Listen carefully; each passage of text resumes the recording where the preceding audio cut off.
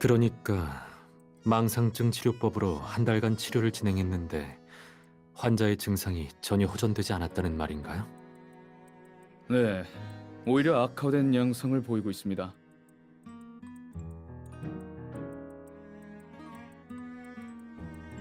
무엇보다도 지금 환자랑 정상적인 소통이 불가능해서 쓸만한 정보를 얻을 수가 없다는 게 가장 큰 문제고요. 그래서 당장은 치료를 계속하긴 어려울 것 같습니다.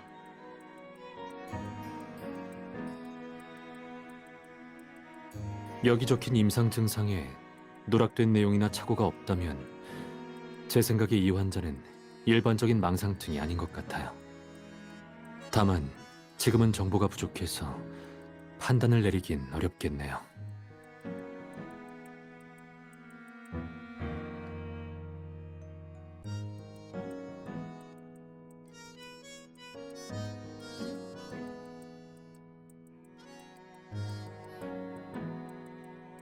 환자가 식사를 거부한 지 며칠이나 지난 터라 말하기도 어려운 상태고 수액으로 간신히 버티고 있어.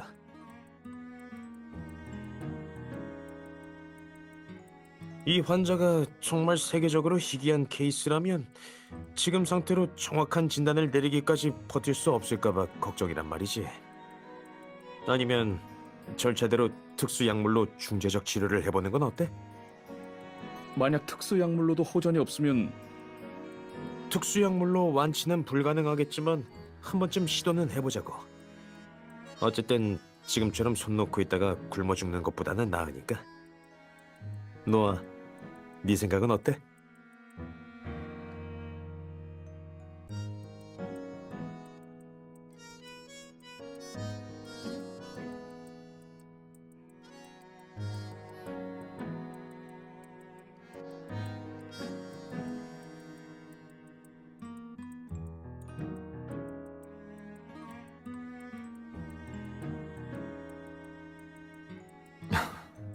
설마 이렇게 아버지 말대로 된다고?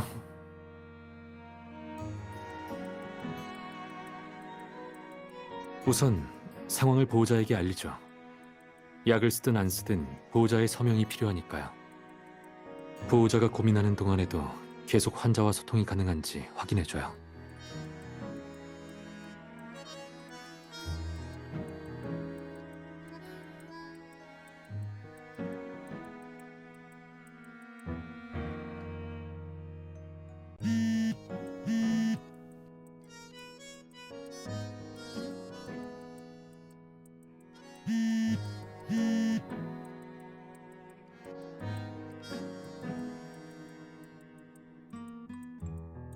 제가 여러 번 말했을 텐데요. 설교는 작작... 아, 당신이에요?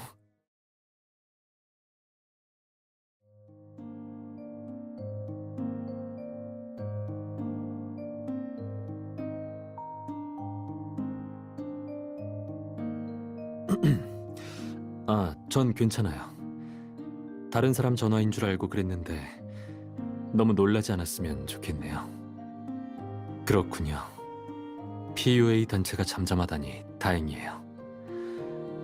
매일 이렇게 별일은 없었는지 연락해서 알려줘요. 알겠어요. 몸 조심하고 계속 연락해요. 그럼 일찍 쉬어요.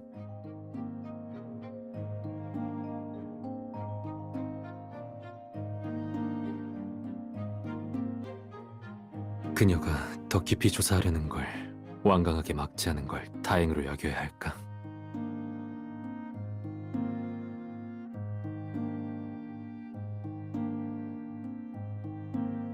뭐, 애초에 막을 수도 없었겠지. 절대 쉽게 포기하는 사람이 아니니까.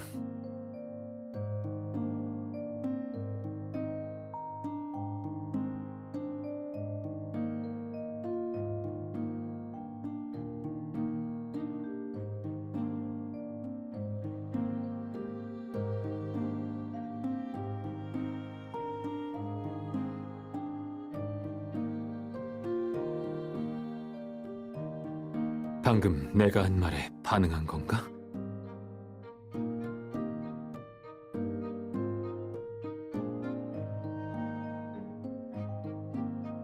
시도해볼 만한 아이디어가 떠올랐어요.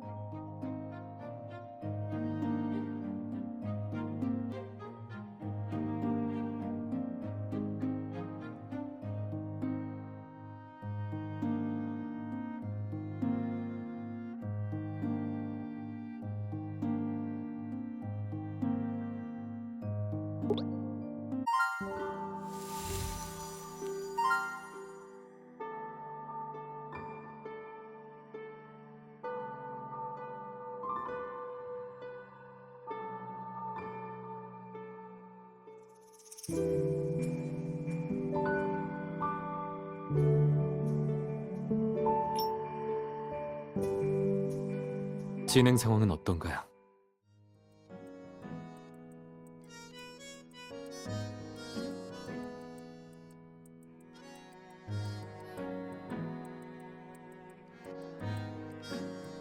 죄송합니다, 윤 교수님. 아직 환자가 반응을 보이는 단어는 없었습니다. 억양이나 말투, 목소리는 바꿔봤나요? 마침 시도하려던 참이었습니다.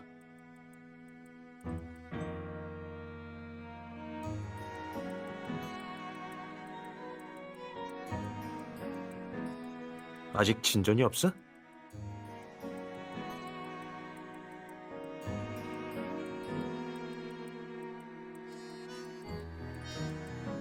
뭐? 만나는 사람 생겼어? 네?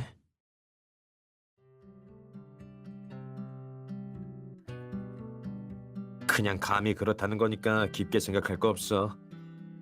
이것 좀 봐봐.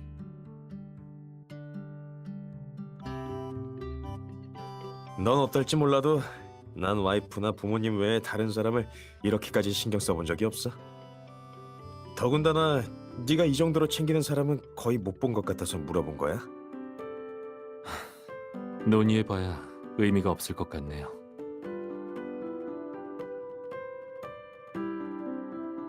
그리고 이 정도는 평범한 배려가 아닐까요? 지금 상대하는 대상이 위험한 단체인 만큼 상황을 아는 사람으로서 최소한 안전은 확인해야 한다고 생각합니다.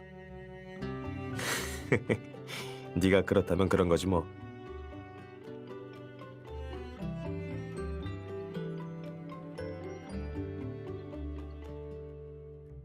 계속 진료하는 건 좋은데 치료 과정에 특수약물을 쓰자고 한 것도 네가 결정한 거잖아.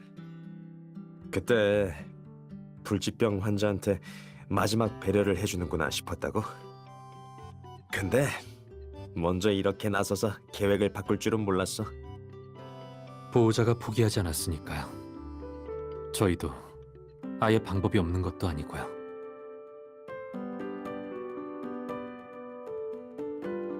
사실 치료 여부와 치료법에 대한 선택권은 환자에게 있습니다. 저희가 할 일은 상황을 사실대로 환자와 보호자에게 전달하는 거죠. 제가 특수약물을 마지막 수단으로 남겨둔 건 환자의 생명을 위한 최후의 보험을 마련해두기 위해서였습니다. 게다가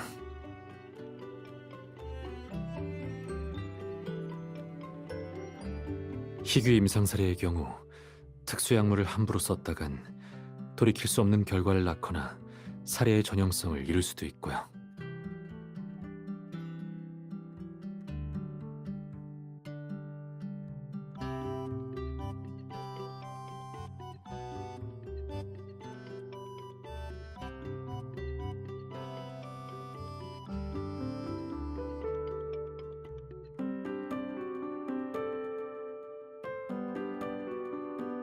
뭐든지 하기 나름이죠.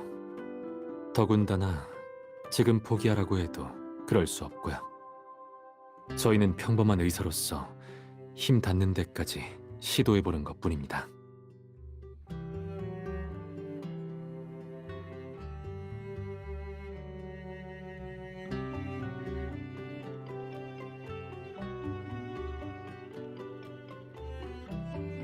괜찮아요. 다들 오늘 수고 많았고 내일도 계속 힘내보도록 해요.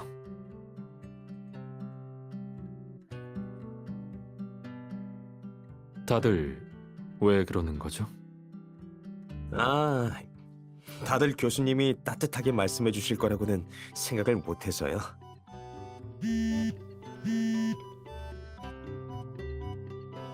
여보세요? 아, 나 이제 퇴근해서 가려면 좀 걸려. 맛있는 거 해뒀다고? 알았어, 금방 갈게.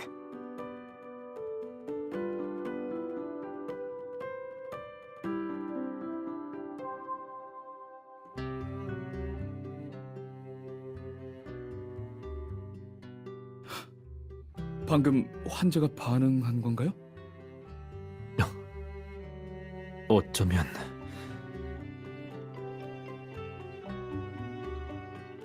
감정이 묻어나는 대화만이 환자의 마음을 움직일 수 있는 게 아닐까요? 감정?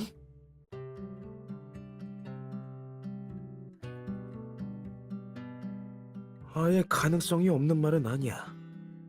그 방향으로 다시 테스트해보자.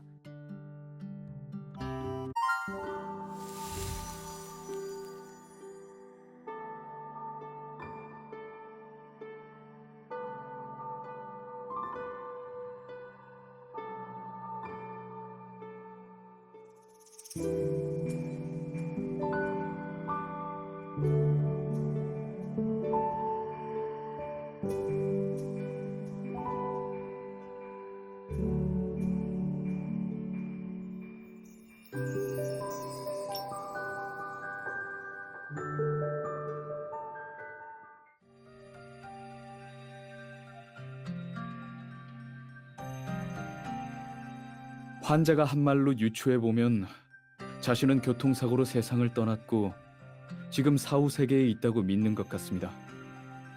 지금 어떤 목적으로 여기 있는지 모르는 상태입니다. 같은 맥락으로 죽은 사람은 밥을 먹을 필요가 없다고 생각해서 계속 식사를 거부했던 거고요. 역시 그랬군요. 이거에 대해서 어떻게 생각해?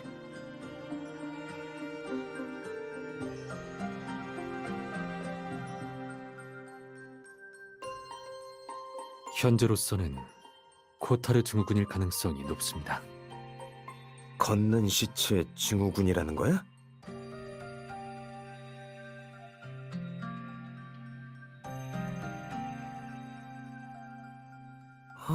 들어보니까 수치라든가 환자의 자아인지 상태로 봤을 때 코타르 증후군이 가장 그럴싸하네.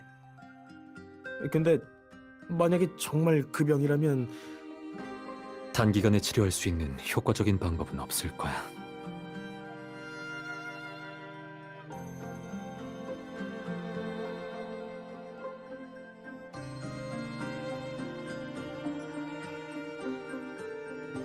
지금까지 노력해서 얻은 결과가 또 다른 절망이라니.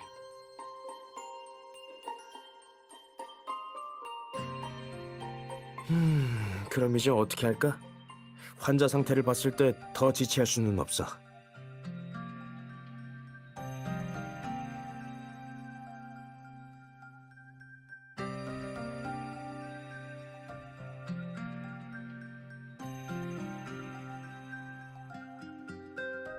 다시 보호자와 자세하게 논의해보죠. 최악의 경우에는 특수 약물을 투여할 수밖에 없을 것 같네요.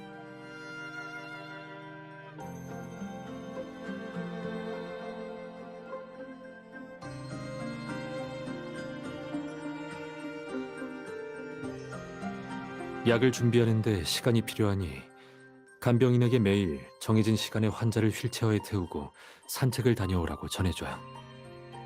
환자가 세상을 관찰하는 모습을 날마다 기록해서 원인을 찾아보도록 하죠.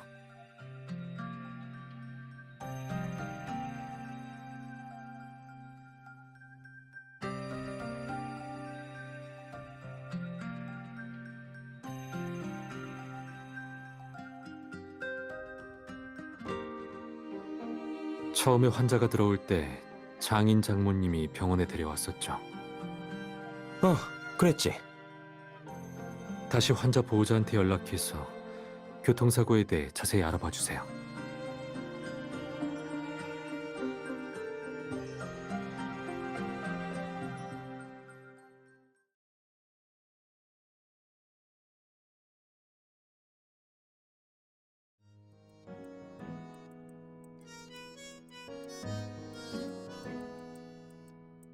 도련님, 잠시만 기다려 주시죠.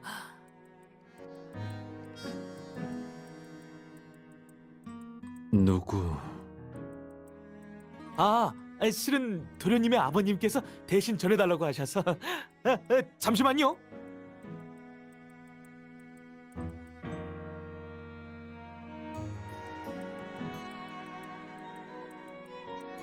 실은 도련님이 아니라 도련님 여자친구분인 변호사님한테 전해달라고 하셨습니다.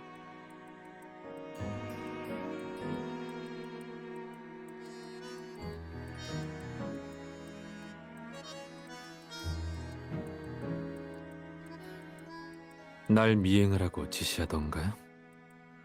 미행이라뇨. 다 도련님을 위하시는 것뿐인데요. 그리고 가문 후계자의 아내가 되실 수도 있는 거잖아요. 그리고 아버님의 호의를 거절하지 말라고 전해달라 하셨습니다. 가족이 없는 사람은 결국 시체처럼 살 수밖에 없습니다. 물론 도련님께는 커리어랑 취미가 있으시지만 실상은 누굴 위해 살아가야 하는지 모르고 계시잖아요. 안 그런가요?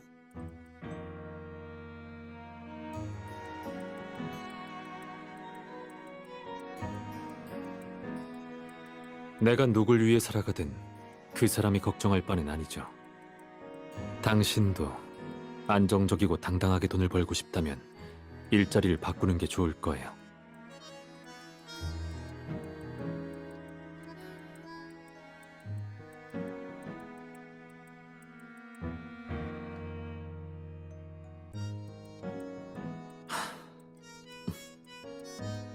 여보세요? 저예요. 요즘 들어 미행당하는 느낌은 없었나요? 없었다니 다행이네요. 조심히 다녀오고 일이 끝나면 그쪽으로 갈게요. 같이 계속 조사해 보자고요.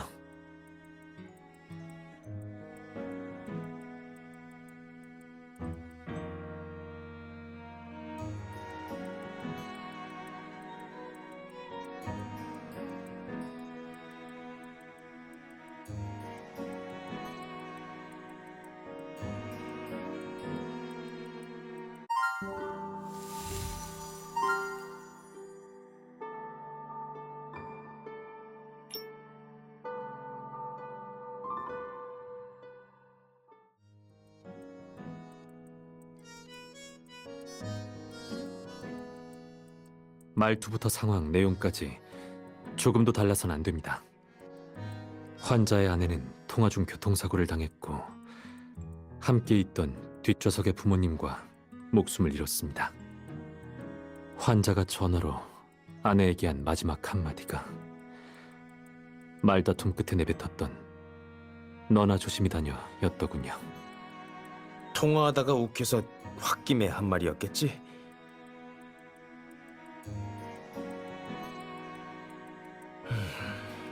세상사가 어떻게 될진 아무도 몰라. 이 환자도 그게 아내한테 한 마지막 말이 될 거라곤 생각도 못했을 거야. 그리고 결국 충격을 못 견디고 과도한 스트레스로 병까지 얻게 된 거지. 환자는 네가 통화할 때 보여준 따뜻한 배려랑 같이 나아가고자 하는 태도에 후회랑 죄책감을 느꼈던 것 같아. 그럴지도 모르겠네요. 어찌됐든 해볼 만한 치료 방안이 생긴 것만으로도 다행이에요.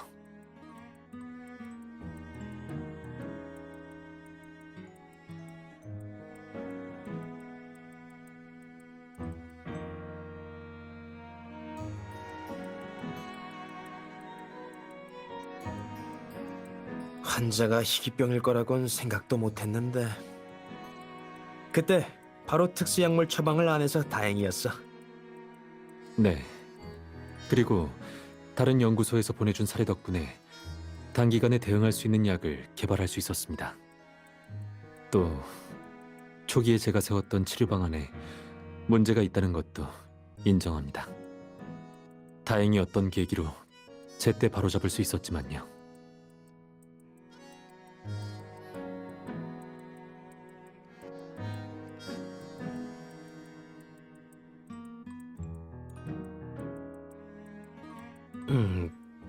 맞나?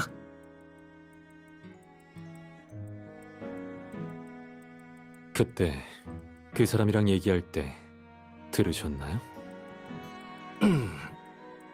우연히 지나가다가 들었어. 아무튼 그 사람인가? 신경 쓰실 부분은 아닌 것 같은데요.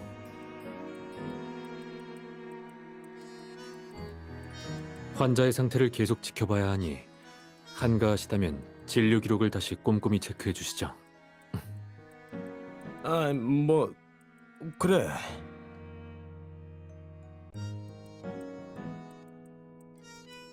연애하면 다들 한 번쯤은 겪는 시기니까 미리 익숙해지자.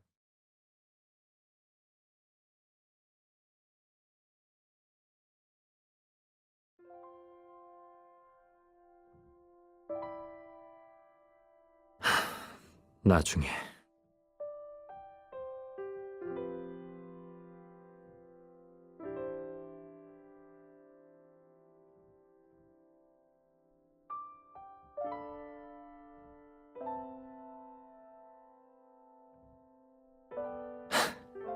첫눈에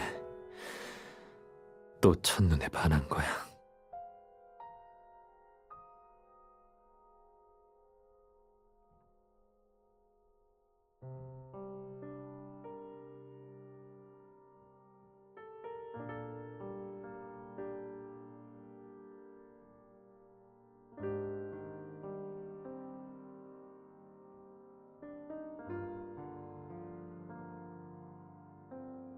내가 이제껏 두려워했던 건 앞으로 나아가는 게 아니었을지도 몰라. 스스로 결정한 일에는 죽는 한이 있더라도 물러서지 않겠어. 내가 두려워하는 건 그녀가 내게 다가오는 거겠지.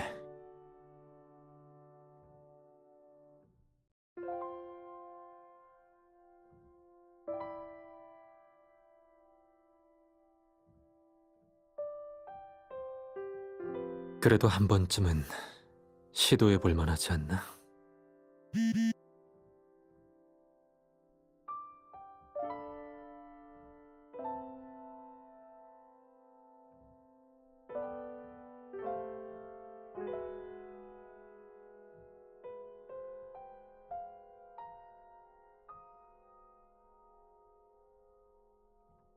때가 됐어.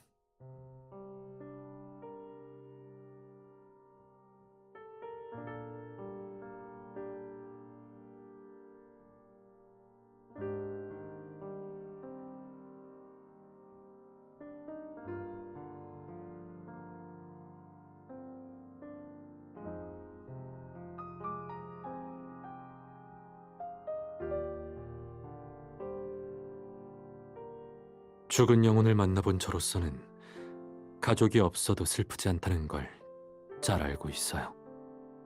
정말 슬픈 삶을 사는 건 가족이 있어도 소중한 줄 모르는 사람이죠.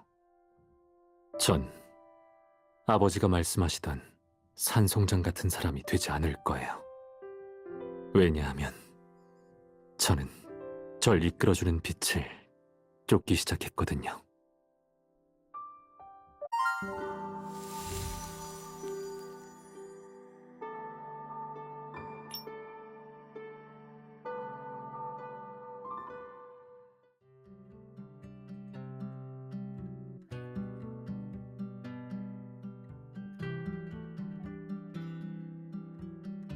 그래도 많은 도움을 받은 건 사실이니까요.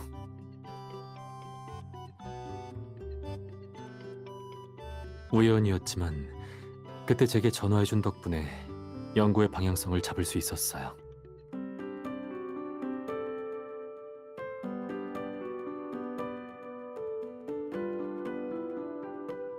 전화 테스트 말인가요?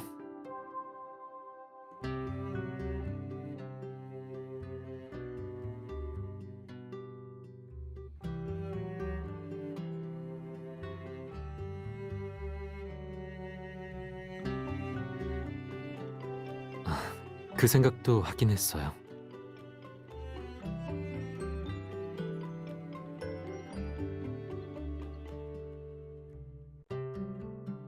그땐 당신과 또 한 번 연인을 연기할 엄두가 나지 않았어요.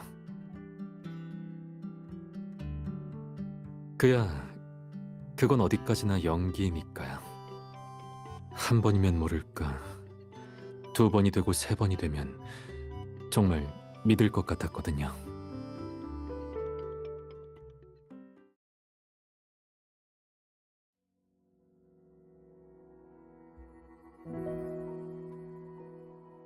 누구나 인생이라는 여정 속에서 자신을 가두는 가시나무 감옥을 만나게 돼요. 하지만 자신이 진정으로 원하는 게 무엇인지 알게 해주고 감옥을 벗어날 수 있도록 인도해주는 인연이라는 빛이 나타나기 마련이죠. 그때 전 부모님의 잘못된 모습을 보며 난 그러지 말아야지 다짐했던 터라 첫눈에 반한 사람을 제 빛으로 받아들이기가 쉽지 않았어요. 걱정이 되더라고요. 그 빛이 저를 이끌어주고 싶어 하지 않을까 봐요. 근데 다행히 그 빛이 먼저 제게 다가와 줬어요.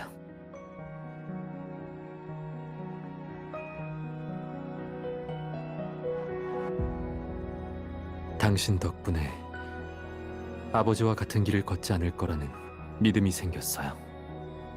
그래서 감사하는 마음으로 그 빛을 영원히 지켜나가고 싶어요.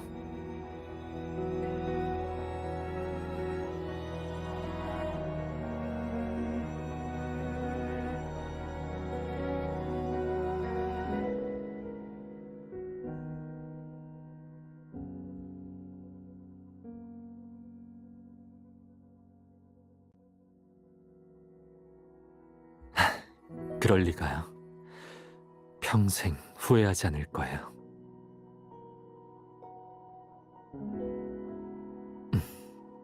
대신 방금 그랬잖아요.